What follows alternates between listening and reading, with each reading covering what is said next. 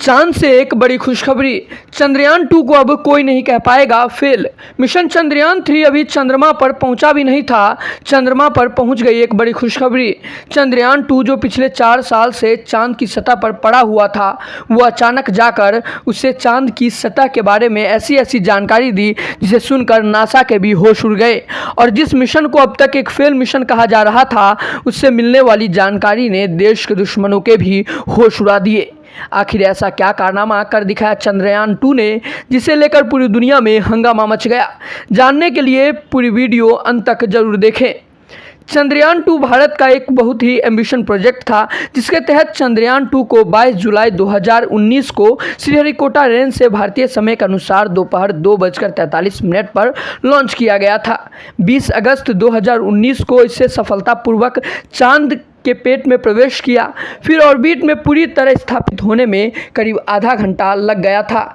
इसरो ने बताया था कि 23 दिन पृथ्वी के चक्कर लगाने के बाद चंद्रमा की कक्षा में पहुंचने में से 6 दिन लगे थे। चंद्रयान 2 ने इसके बाद 13 दिन तक चंद्रमा के चक्कर लगाए और फिर 6 से 7 सितंबर को आधी रात के समय चंद्रयान 2 के लैंडर को चांद की सतह पर उतारना था। आधी रात को भी देश भर की नजरें इसरो के मिशन चंद्रयान 2 पर टिकी हुई थी। लाखों लोग टीवी सेट से चिपके हुए थे। हालांकि लोगों को तब मायूसी मिली जब चंद्रयान 2 सफलतापूर्वक लैंड नहीं कर सका। 7 सितंबर को तड़के 2:45 बजे करीब लैंडर की क्रैश लैंडिंग हो गई। उस दिन लगभग सभी भारतीय आंखों में आंसू आ गए थे। पूरी दुनिया में इस मिशन को लेकर भारत की काफ़ी आलोचना भी हुई थी, लेकिन असल में यह मिशन पूरी तरह से फेल नहीं हुआ था। चंद्रयान 2 का ऑर्बिट सफलतापूर्वक चांद के ऑर्बिट में स्थापित हो चुका था और चांद को ऑर्बिट कर रहा था। केवल उसका लैंडर और रोवर चांद की सतह पर क्रैश होने की वजह से नष्ट हो गए थे। लेकिन चंद्रयान 2 का ऑर्बिट आज भी चांद की सतह के चक्कर लगा रहा है। इसने चांद की सतह की कई ऐसी जानकारियां जुटाई है जिसे चीन, अमेरिका और रूस अपने सफल मिशन के बावजूद भी नहीं पता लगा पाए। यहाँ तक कि चीन ने तो अपना रोवर भी चांद पर भेजा था, लेकिन उसे भी वहाँ कुछ नहीं मिला। लेकिन चंद्रयान 2 के ऑर्बिट से ली गई तस्वीरों से साफ होता है कि चांद केवल एक उपग्रह नहीं बल्कि खजाने की चाबी है। मिशन के ऑर्बिट ने चांद की सतह की कई हाई रेजोल्यूशन तस्वीरें भेजी हैं, जिसने चांद पर मौजूद एक बड़े खजाने का पता चला है।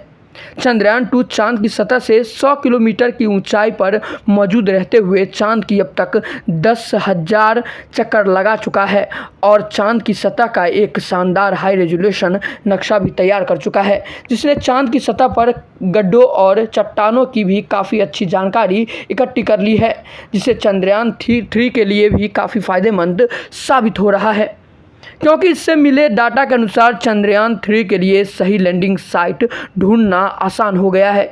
इसलिए चंद्रयान 3 की लैंडिंग में इसरो के वैज्ञानिक को सहायता मिल रही है। चंद्रयान 2 ने वह काम कर दिखाया जो लोग इतने सालों में नहीं कर पाए। इसके अलावा चंद्रयान 2 ऑर्बिट ने चंद्रमा पर पहली बार बड़ी मात्रा में सोडियम का पता लगाया। यह काम ऑर्बिट में लगे एक्सरे स्पेक्ट्रोमीटर क्लास ने कर दिखाया है। इस कामयाबी से चांद पर सोडियम की सटीक मात्रा का पता लगाने का रास्ता खुल गया है। रिसर्चर का कहना है कि सोडियम की परत चंद्रमा की ज़मीन के कणों से कमज़ोर रूप से जुड़ी हो सकती है।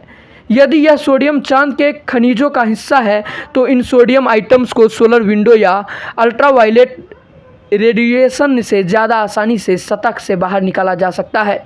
इससे पहले अमेरिकी स्पेस एजेंसी नासा के अपोलो मिशन, सोवियत यूनियन के लूना प्रोग्राम और चीन के चांग मिशन से मिले रिस्पॉन्स की स्टडी में भी कुछ डेटा मिला।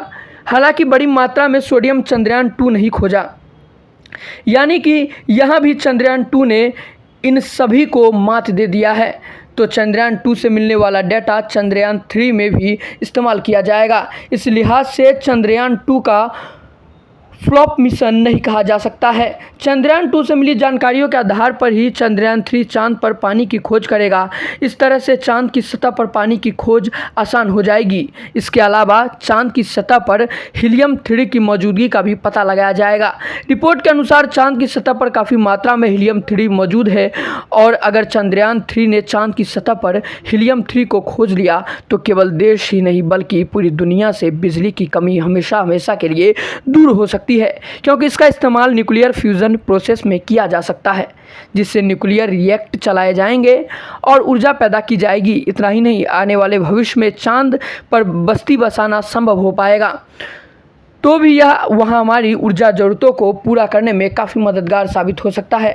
चंद्रयान मिशन एक तरह से चांद की सतह पर मानव बस्ती बसाने की दिशा में भारत का दुनिया के लिए उठाया गया पहला कदम हो सकता है। दोस्तों, चंद्रयान 3 अपने लक्ष्य की ओर तेज़ी से बढ़ा है और अब पृथ्वी को छोड़कर चांद ऑर्बिट में जाने के लिए पूरी तरह से तैयार है। उम्मीद है कि 23 अगस्त को चंद्रयान 3 सफलतापूर्वक चंद्रमा की सतह पर लैंड कर जाएगा और उसके बाद भारत को स्पेस रेस में सबसे आगे निकलने से कोई नहीं रोक पाएगा। और इसरो जब भी अपने अभियान की सफलता को याद करेगा तो उसे चंद्रयान 2 भी याद आएगा। इसकी कामयाबी में कहीं न कहीं सबसे बड़ा हाथ चंद्रयान 2 का भी रहेगा।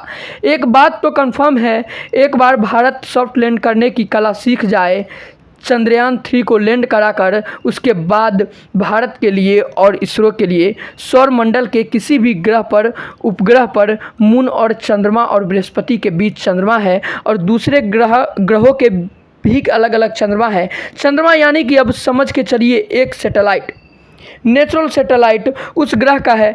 तो ऐसे कई उपग्रह हैं जहां बताया जाता है कि कई ऐसे उपग्रह हैं, सैटेलाइट है जहां पर पानी की मौजूदगी बताई गई है। एक बार चंद्रयान 3 अगर चंद्रमा पर लैंड कर जाता है तो समझ लीजिए कि वह टेक्नोलॉजी जो सॉफ्ट चाहिए होती है वो हमारे देश के इसरो के पास मौजूद है। आपको क्या महसूस होता है दोस्तों? चंद्रयान 3 100% सक्सेस हो जाएगा? नीचे कमेंट सेक्शन में ज़रूर बताएं।